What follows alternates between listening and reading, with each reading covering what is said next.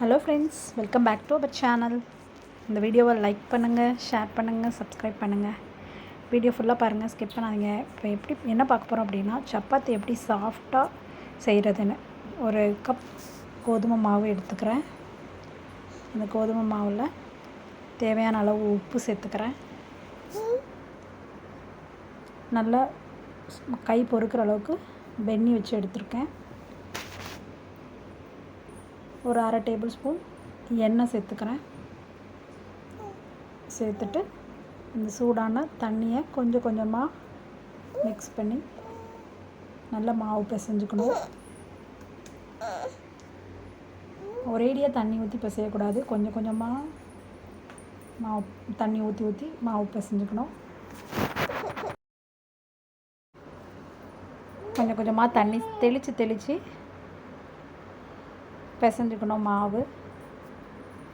அதாவது சாஃப்டாக மாவு எப்படி பிசைகிறோமோ அதை பொறுத்து தான் சப்பாத்தி சாஃப்டாக கிடைக்கும்.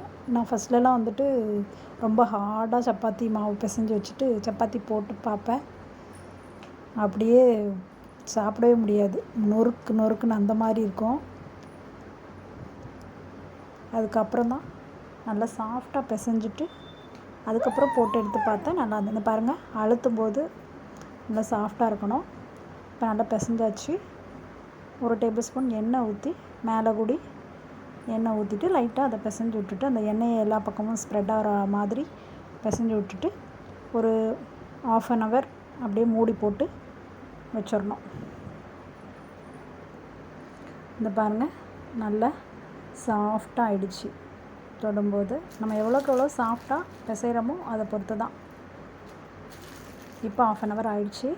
பாருங்கள், நல்லா சப்பாத்தி ஊறிடுச்சு. அதை பீஸாக போட்டுக்கிறேன். நல்லா உருண்டை பிடிச்சி ஃபஸ்ட்டில் தோசைக்கல்லை சூடு பண்ணிவிட்டு சும்மா போட்டு எடுத்துக்கணும். எண்ணெய் சேர்க்காம 2 சைடும் திருப்பி போட்டுட்டு தேவைன்னா நீங்கள் லைட்டாக எண்ணெய் ஊற்றிக்கணும். 2 சைடும் சும்மா போட்டு எடுத்துகிட்டு தான் அதுக்கப்புறம் எண்ணெய் அப்ளை பண்ணணும். இது மாதிரி புஷ்ஷுன்னு வரும். தேங்க்ஸ் ஃபார் வாட்சிங். Subscribe for more videos.